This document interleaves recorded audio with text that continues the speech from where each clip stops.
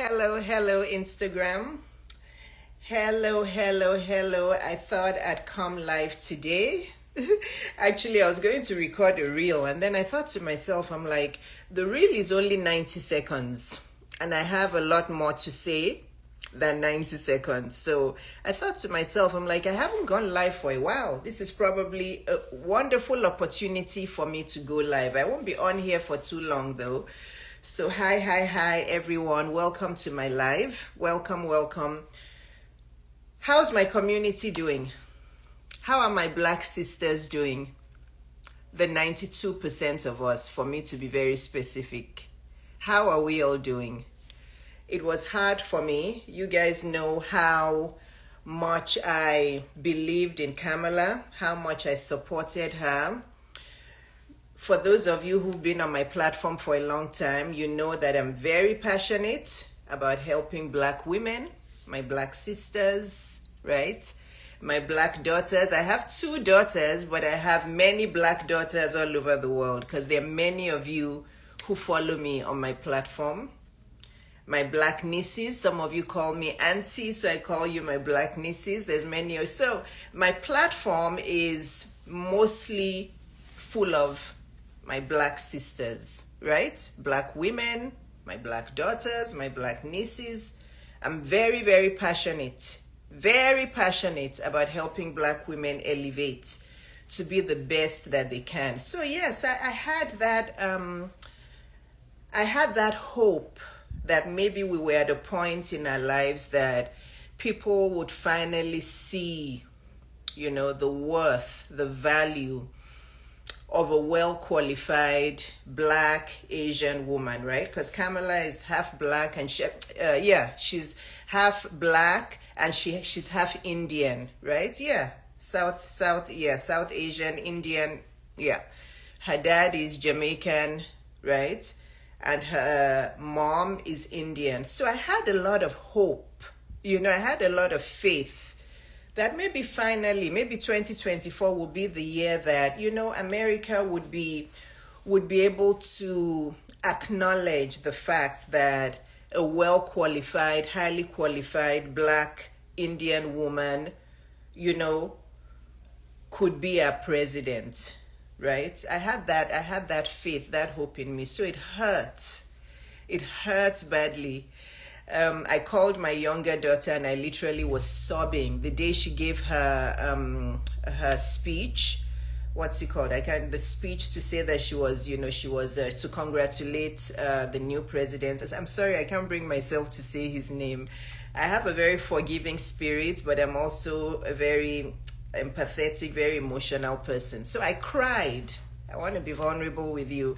I sobbed that day. I wasn't going to watch the speech that she gave. What's the word? I'm thinking of the word. The speech. What I can't think of the speech to to acknowledge that he won and that the speech of hope and everything that she gave at Howard University.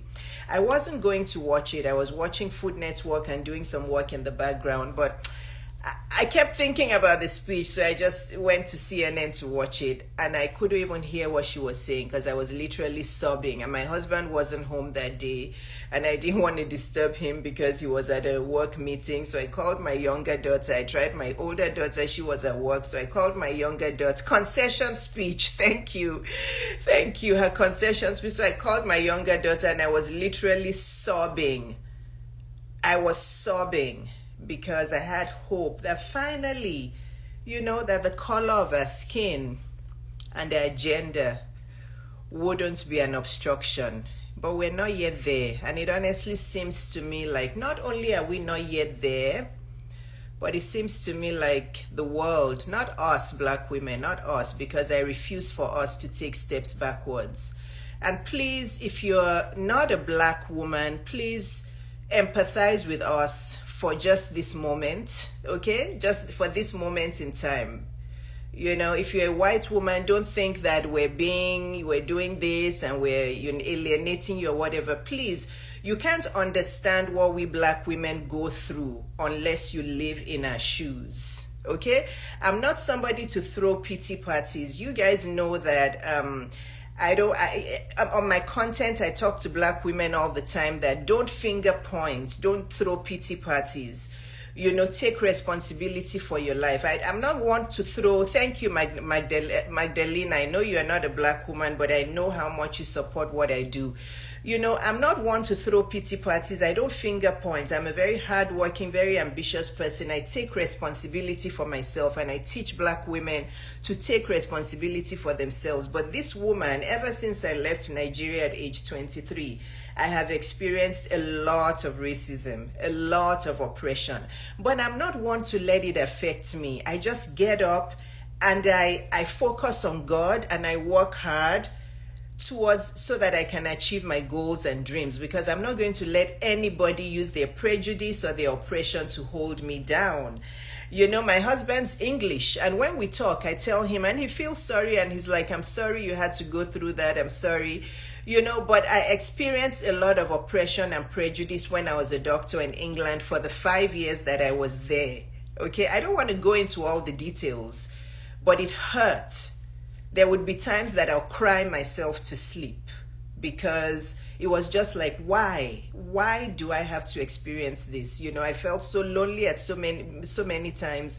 It was a lot of oppression and racism. And then I left to come to America, and it was worse. It was worse. And I'm like, wow.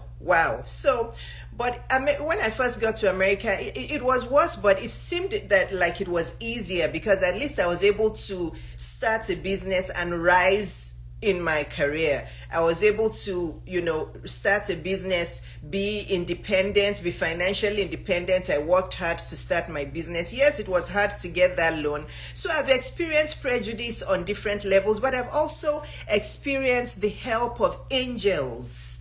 There are many people since I got to America who I call them my human angels. Some of them are white. Okay, the house I'm sitting in here, I wouldn't have been able to buy it. The mortgage, I would not have been approved for the mortgage if not for this white woman. Her name is Adrian. I'll never forget her. All of the banks,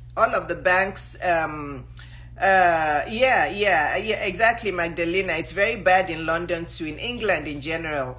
But, if not for Adrian, who is a white woman, and she was the owner of a bank, or was she the managing director of the bank? Somebody introduced me to her, and she approved me for my mortgage. In fact, she approved me for a bigger house than I was even looking at. So, and then when I was going to start my practice, it was a white man, and he's gay, but it was a white Jewish gay man that opened the doors of his pediatric practice to me, to help me, to all of the Nigerian doctors I was calling. They dissed me. They did not want to help me. It was him, Dr. Deeb. Just in case he happens to be watching this, Dr. Deeb, I talked about you in my book, and I'm talking about you again, that you are an angel in human form that God brought to me. So, I have been helped by white people. I have been helped by white women. I have been helped by white men who are gay. I've been my what's it called? My handyman that has helped me. My wig is not centered.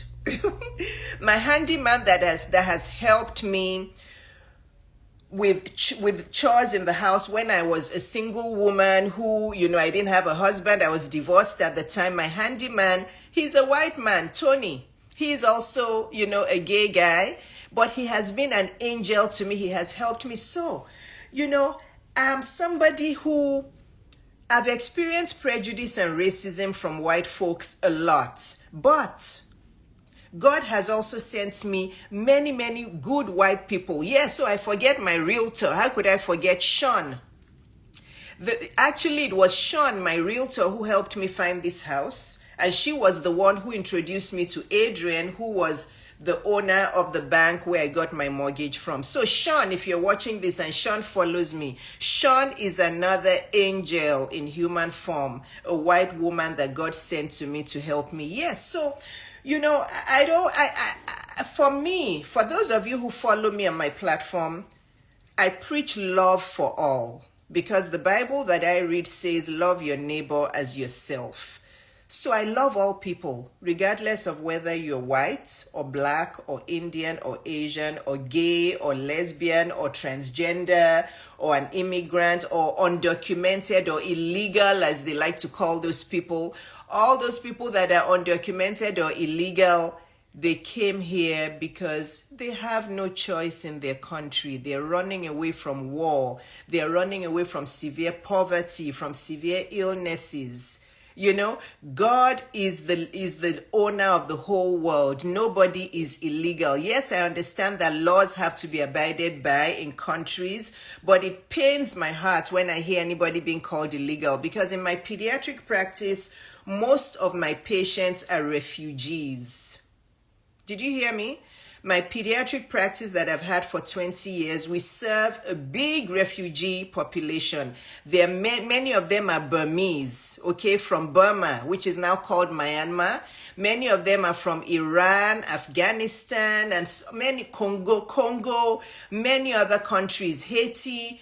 I see the United Nations in my pediatric office. And these people, if you hear their stories, if you hear the stories of what they've been through with their children, and if you're really human with a heart, you will not call them illegal or undocumented or whatever it is you want to call them.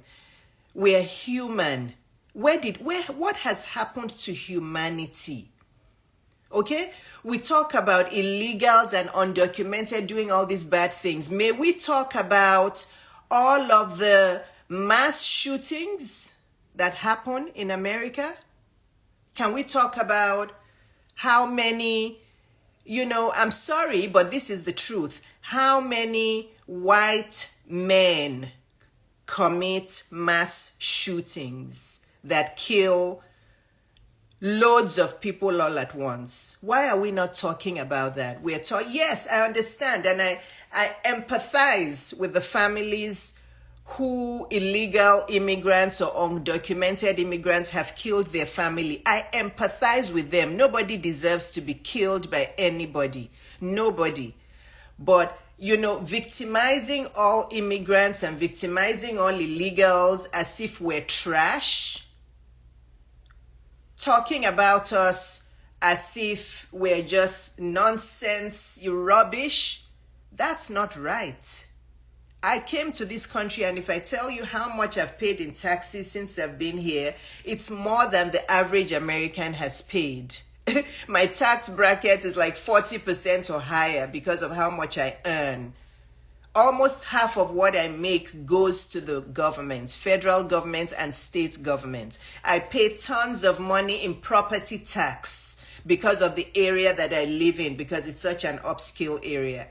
Okay? I'm a good citizen. I serve the communities and I pay tons of tax. And there's thousands, maybe millions of people like me who are immigrants who have contributed to this country.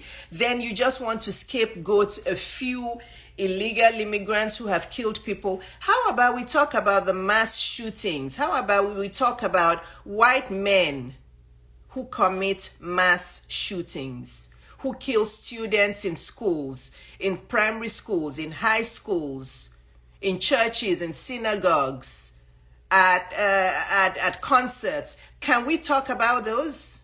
Okay? So, let me come back to earth. So, it hurts.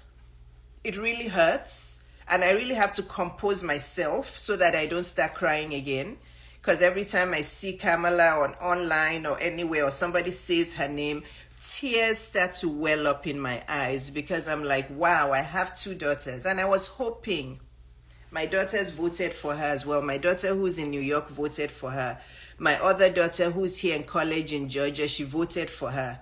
We all had hope, even though my younger daughter said, Mom, you know what? I knew she was going to lose, because I knew that America, likes that kind of racist sexism thing going on. And I knew that, that guy had a lot of momentum coming up to the election. But myself and my older daughter said, you know what? We actually had hope that Kamala would win.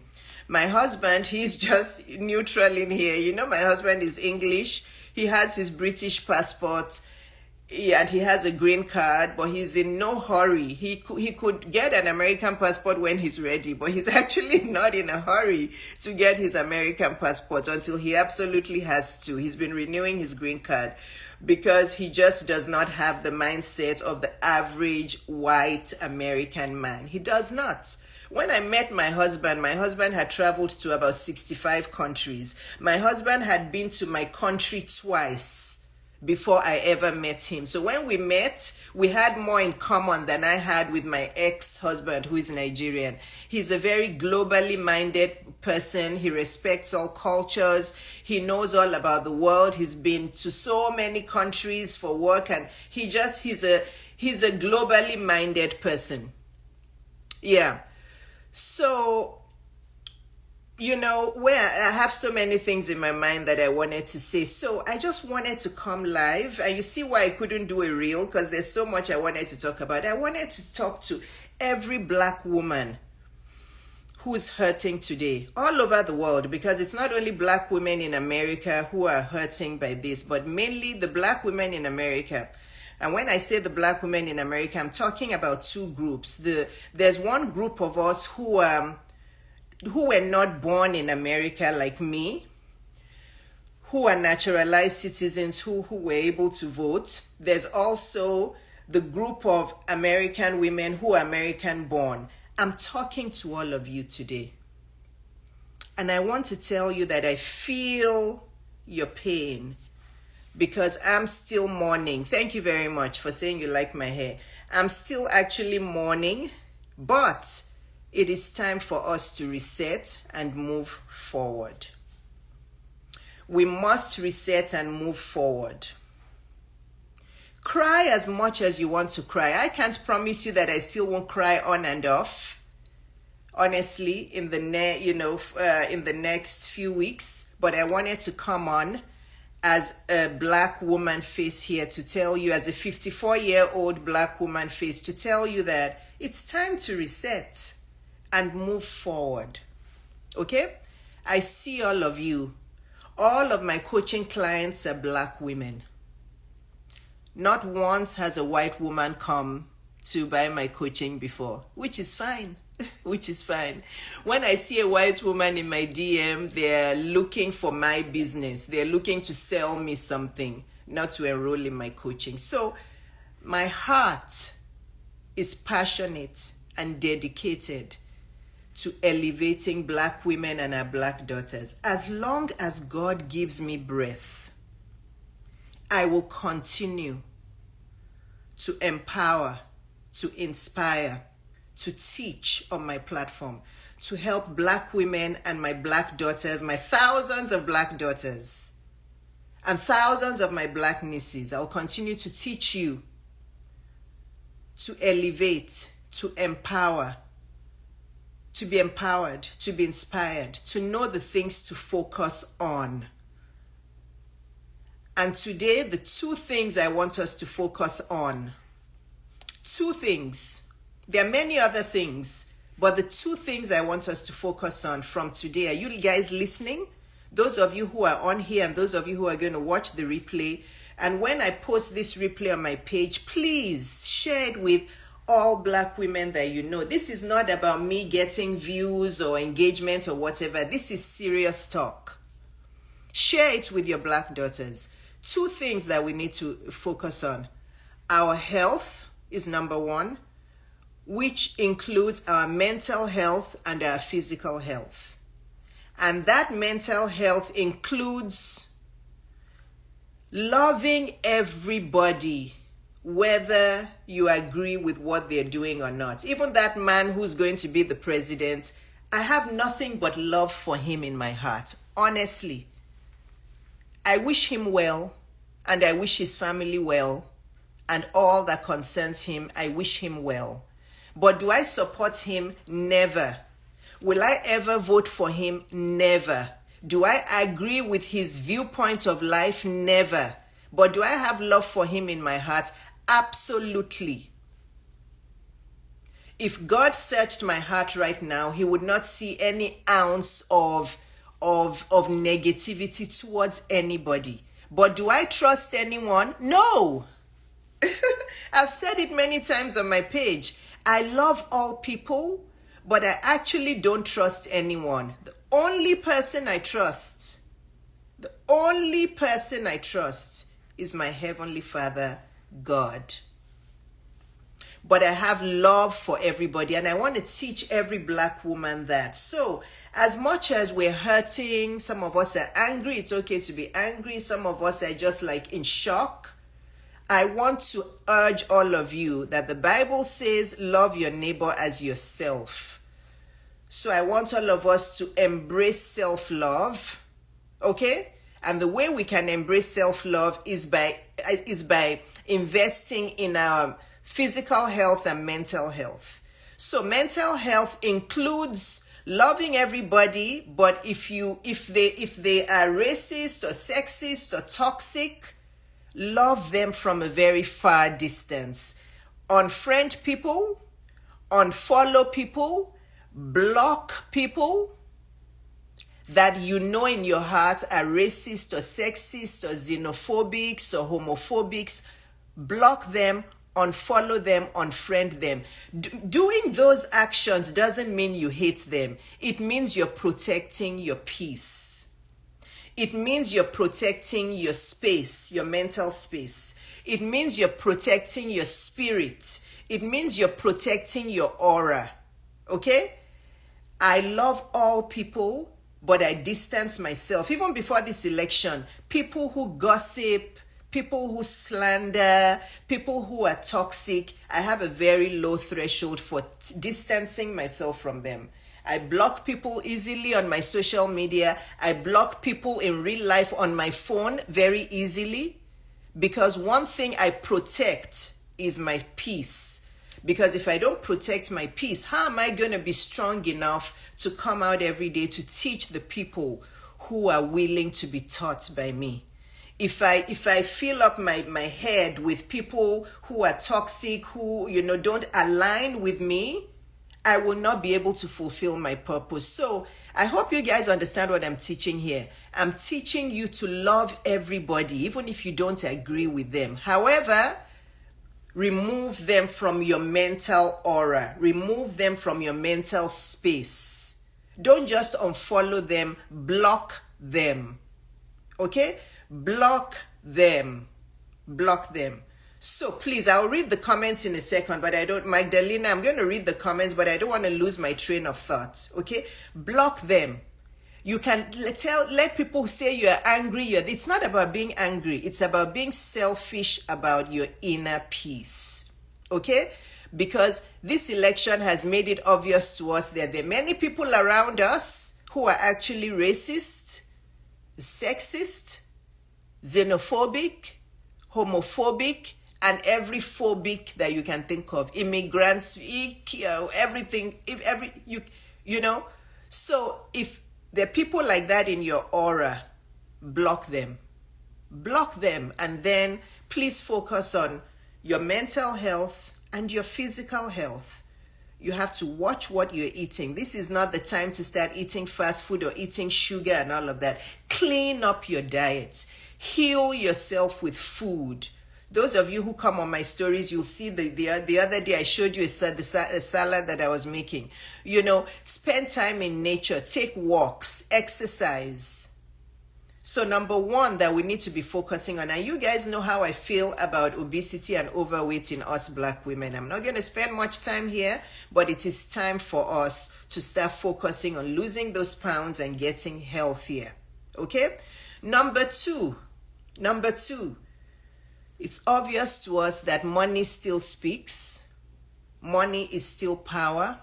Money is still a loud voice. Money is still advocacy. Money is still elevation. Money is still leadership. So, Black women are now the most educated race and gender in the world, but we're still the poorest. And I know it's simple why that is, because we feel we have to try 10 times as hard 10 times as hard as white women and other races to be able to prove a point. So we keep going to school and getting more and more degrees. You'll see a doctor who is already a doctor, but they're going to get an MPH on top of their medical degree. They're going to get an MBA on top of medical degree, PhD on top of the medical degree, all to just earn $70,000, all to just earn $100,000. We have to stop that. Okay, it is a scarcity mindset. It's a lack mindset. You know, we have to stop it. Degrees don't bring you money. Yes, absolutely, get at least a bachelor's degree. If I didn't start a business, I would still be a pediatrician who's earning at the most $150,000 a year or $180,000 a year, right? But I started my business, and this is how I was able to make myself into a self-made millionaire. Okay, so we have to start building wealth. Money still talks, because Black women are still way down here as per our vote. We're easily oppressed, we're easily silenced. This election shows you an example. We're easily silenced, we're easily put down here because we spend money buying stuff, but we don't invest money in ourselves to build wealth and create wealth. And that has to stop. All of these, you know, I'm not saying you shouldn't look good. Yes, absolutely, you should look good. But what you need to invest in first is your development from inside. Professional development, entrepreneurial development, financial development. Okay, let's stop spending money on all of these things outside, but the inside is empty. Because no matter how much you dress up the outside, if you don't invest in building wealth by investing in your financial literacy, your financial development, how to start a business, how to scale a business, how to run a business, how to manage a business, will forever be poor. So the antidote to the oppression of Black women is wealth building. Because when we build wealth, we get more confident, we have a bigger voice, a louder voice, we have advocacy, we're able to fund ourselves, we're able to help each other, we're able to build more Black-owned businesses that are well run, that are well managed. There are many Black-owned businesses, but unfortunately, many of them are not well run. Many of them are not profitable because the people who start these businesses are not financially literate. They are not business literate. Okay, so it is time for us Black women to reset. The first thing is our health, like I said, but the second thing is we need to start seriously building wealth. And yes, it will take time. It's not going to be in my generation. It may not be in the generation of my daughters, but the work has to start now. We have to take the focus off from all of this and put it into building wealth. Because yes, we're the race and the gender with the most degrees, but how come we're the poorest? Because we're spending all of our time in school reading books.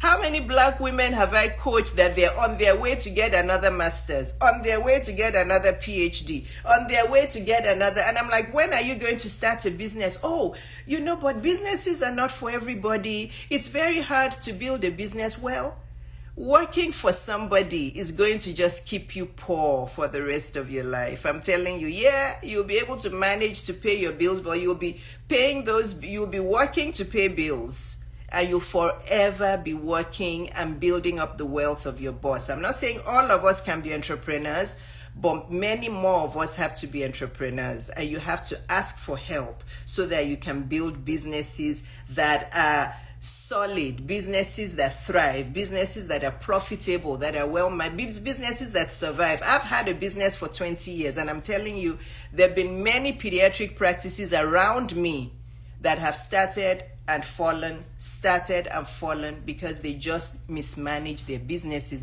People start businesses and they're business illiterate, they're financial illiterate. So health and wealth building, that's what we need to start focusing on as women. So as I've said, block who you need to block.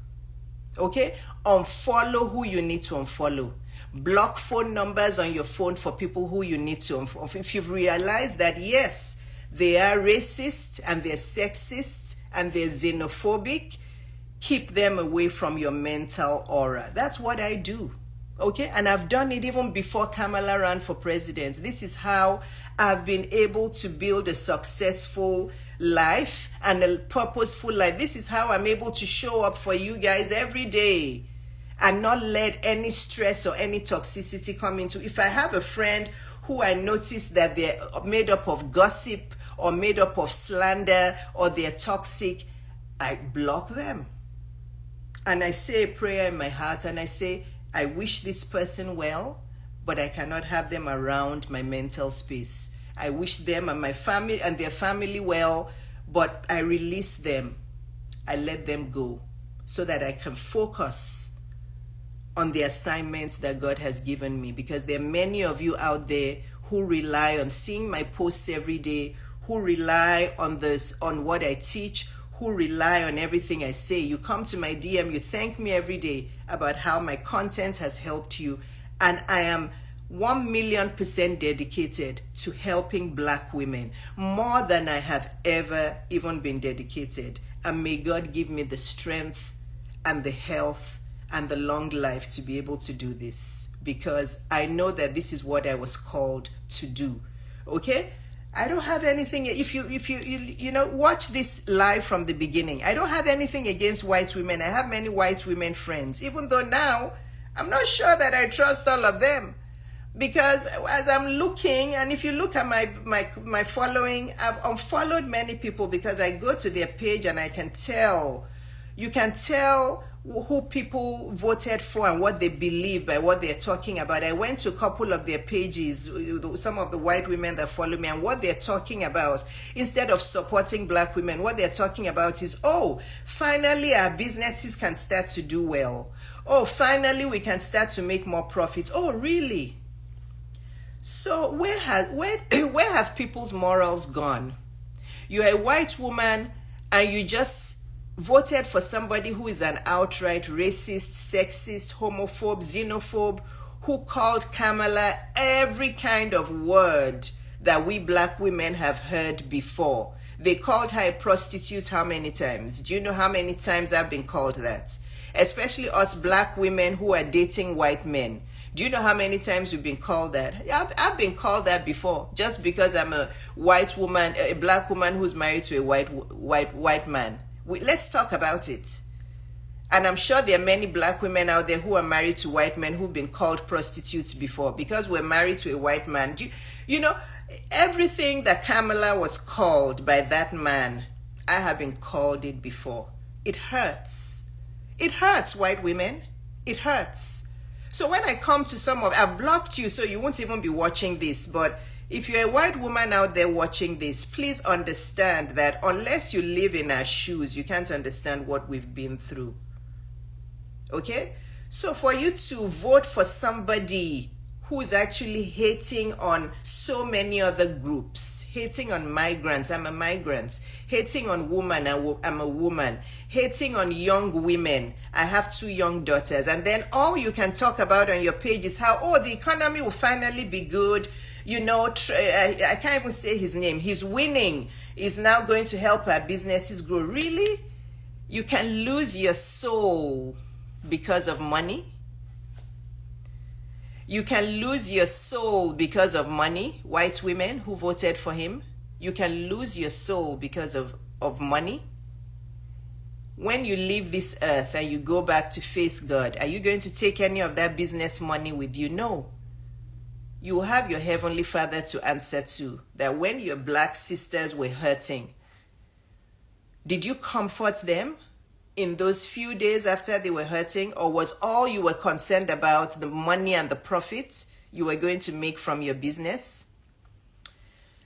I'm pro-life. Let's talk about that. I'm pro-life. I've always been pro-life, and I'll forever be pro-life. But because I'm pro-life, will I lose my morals and my decency and my promises to God to love everybody regardless of who they are? So because I'm pro-life, you think that I would... Why didn't I vote for that man because I'm pro-life? Just because I'm a holier-than-thou Christian? Never will I sell my soul to somebody who is that racist, sexist, homophobic, xenophobic, just because I'm pro-life. Yes, I'm pro-life. My daughters know I'm pro-life. All of you on my platform know that I've always been pro-life and I'll forever be pro-life. But because I'm pro-life, I will never ever lose my morals for somebody who hates so much, who promotes hate so much. Never.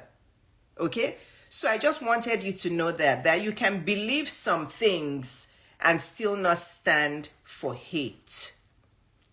Okay? And still not stand for hate. So all of the abortion, all of that, it's not my business. You know, for women, if women need to make their own choices. We have our own responsibility in front of God. Okay? We have our own responsibilities in front of God. You know, with abortions and with all of that, whoever wants to, whatever they want to do, they have their God to answer to. And I now want to talk about my Nigerians. Okay? I now want to talk about my Nigerians, my Nigerian sisters. Many of you support him. I know, because you comment on my page and you're buying into this fake Christianity. And I'm not surprised because, yes, look at the state of Nigeria. I'm not surprised. Many Nigerians support him. Many Africans support him. Look at Africa. It shows you when we have that kind of mindset, no wonder our continent is the way it is. That very oppressive kind of mindset. Okay? That very fake, religious, holier than thou mindset. There are many Nigerian women that have commented silly nonsense on my page and I've blocked them. Because I just wonder, and I say, no wonder Nigeria is the way it is. What a primitive mindset to just say that, oh, he's a Christian. Really? So this man that won this presidency, you guys, some of you out there who are Christians, so you actually think he's a Christian? You actually believe he's a Christian, somebody who hates on everybody you can think of. You actually do believe in your mind he's a Christian. Wow. I actually do feel sorry for your mindset. There are a few, or maybe several, I don't know, Nigerian women who support him. Oh yeah, he's a Christian. Kamala is not a Christian. She's an unbeliever. How do you know? How do you know she's an unbeliever? Does unbeliever mean what you say? If I tell you now I'm a Christian, and then I open my mouth and I start disrespecting black women, I start disrespecting immigrants, I start disrespecting migrants, I start disrespecting veterans, I start disrespecting everybody, all sorts of things. Well, won't you question and say, that woman just said she's a Christian. Did you hear everything she's saying? So, you know, no wonder Nigeria is the way it is. And then there's many Nigerian men that support him. That one, I'm not surprised at all. I'm not surprised at all. Because the majority, I don't know the percentage, if I were to guess, probably 95 or maybe even 99% of Nigerian men, they are narcissistic, they're oppressive, they're toxic masculine men. So I'm not surprised they support him. I'm not surprised. Look at the average Nigerian marriage. It's oppressive.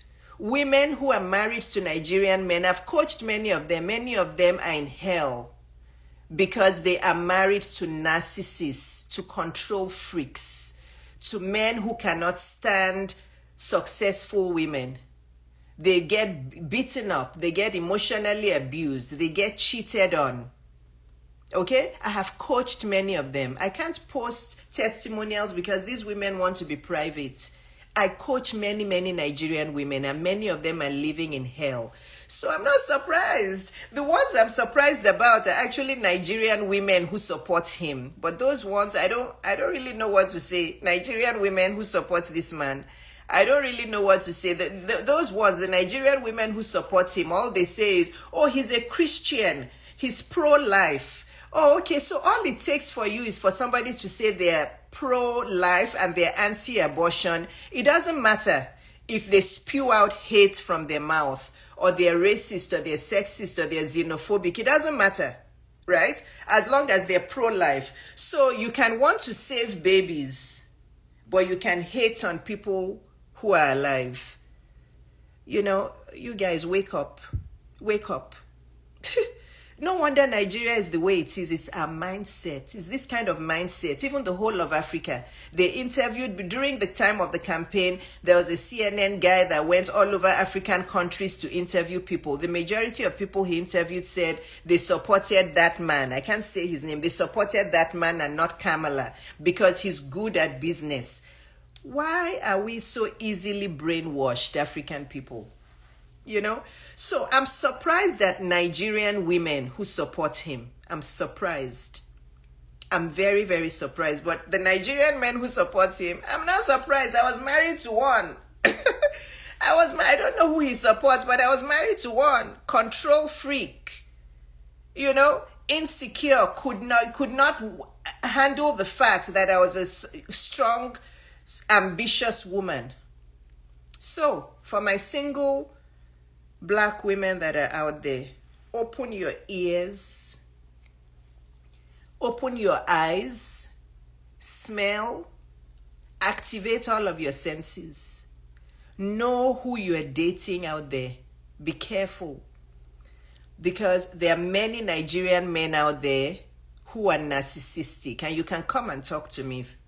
There are many good Nigerian men, but I want to tell you, I'm just guessing, 95% of Nigerian men are narcissistic, they're misogynistic, they dwell in patriarchy, okay?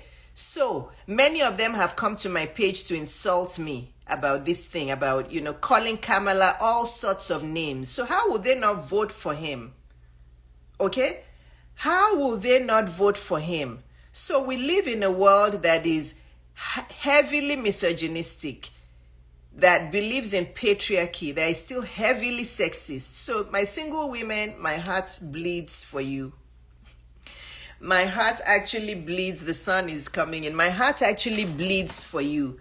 Because if this is the kind of men that are out there, I will be praying for all of you. So please activate your senses and be careful of who you are dating. Because a lot of women, okay, their enemy is the person they're in bed with. Did you hear me? A lot of women don't know that they're marrying their enemy. They don't know that they're marrying into hell. Because there are a lot of men out there who are misogynistic, who are control freaks, who are narcissistic. And unfortunately, my Nigerian men, there's many of them that are like that. They cannot stand successful women. So if you're an ambitious woman who is looking to do great things in your life, be careful of who you say I do to. Because that I do you are saying, it may be that you're saying I do to hell for the rest of your life. Because a lot of these Nigerian men support that man. The ones there are many who voted for him. The ones who are not even eligible to vote, they support him. Because they like all that toxic masculinity. They like all that toxic nonsense power and all of that, you know. That's not what being masculine means. Being masculine actually means being humble, providing safe leadership for women, providing a safe space for women, listening to women, protecting women. That was my dad. I was raised by a true masculine man. He was the most humble, most loving, most protecting, the safest man I've ever known. He took good care of my mom. He took good care of us. I owe the person I am today to my dad. But there's not many black men that are like my dad.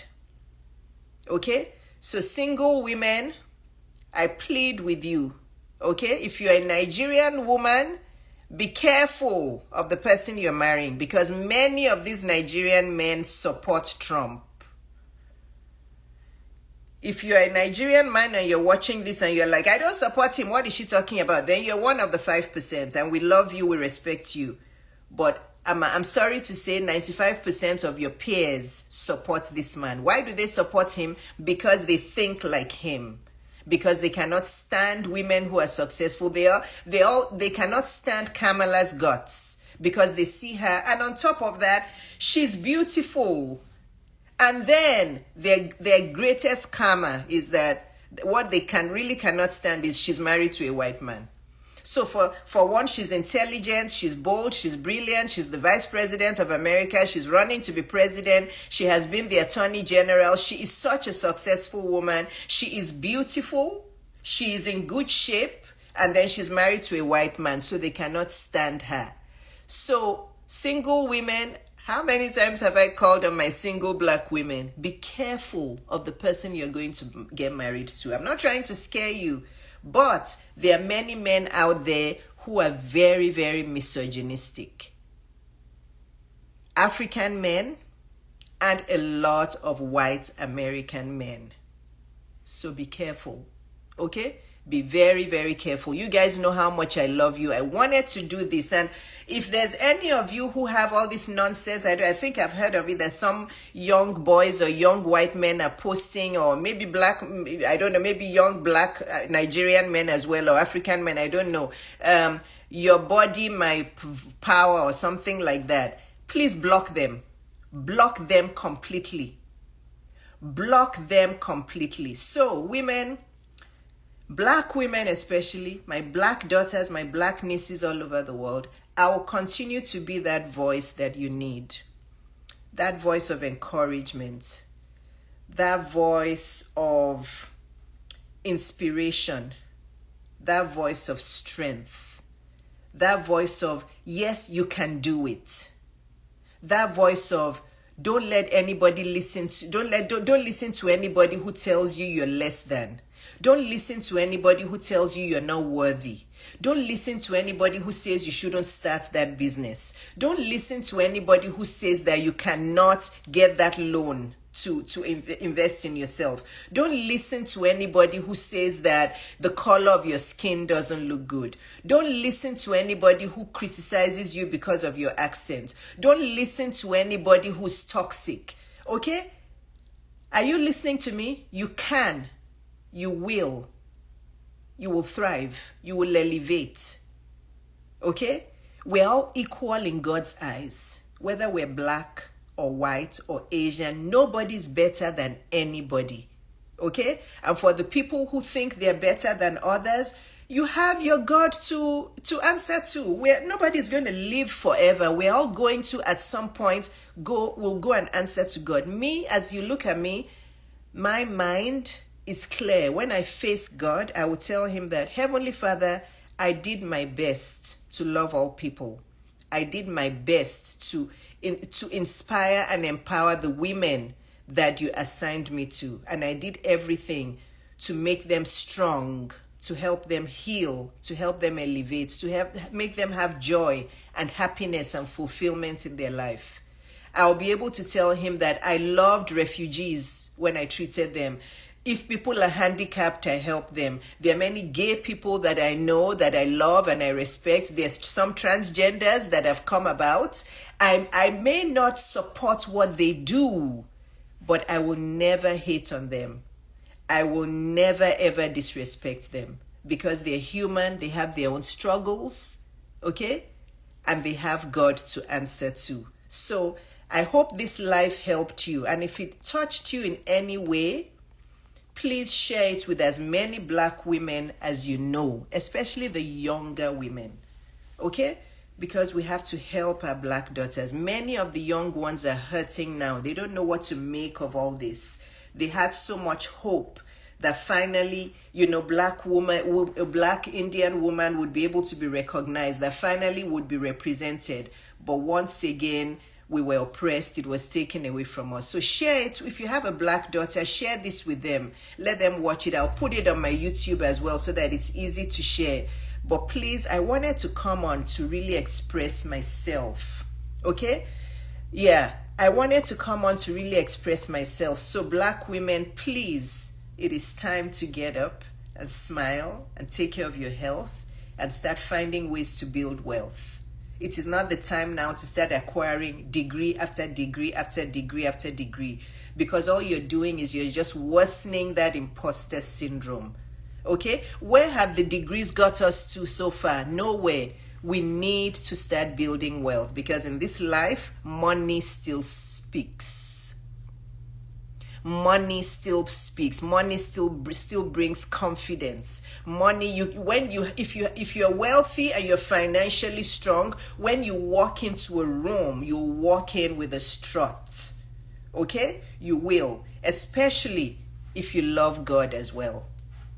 Especially if you love God as well, and especially if you have love for every single human in the world, no matter who they are or what they've done for you. Love your enemies, okay? Love those who don't agree with you. However, love them from afar. Don't keep their spirit around you, because their toxic aura and their toxic energy will block you and it will distract you. Love them, but love them from a distance. Okay, Magdalena, I'm not sure if you were asking questions.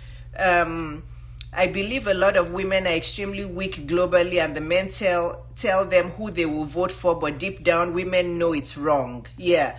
So yeah, men don't like you thriving. Very well said. True. Thank you so much. Yeah.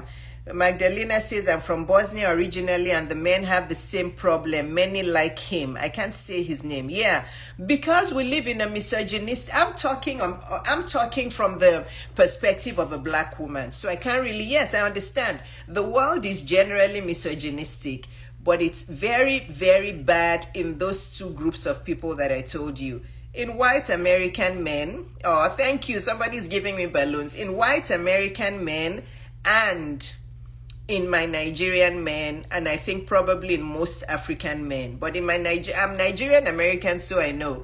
I'm talking from my experiences. So misogyny is very common in white American men, and it is very, very common in Nigerian men. So women, wake up.